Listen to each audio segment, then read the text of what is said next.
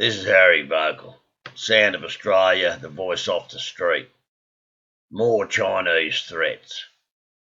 In the last few days, Australian academics have called for an independent inquiry into the release of the coronavirus from the Chinese.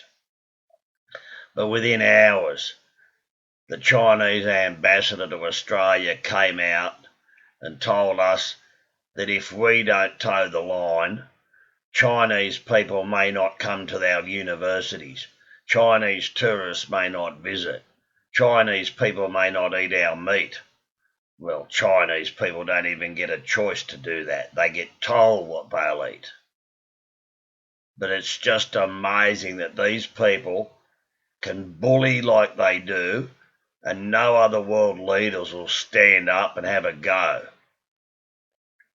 And Chinese people in this country at the moment and right around the world are about as popular as the Japanese in the mid-40s after Pearl Harbor. And I, for one, have got a message for everyone and the people running China, and that's this. Fuck off, China. This is Harry Vogel.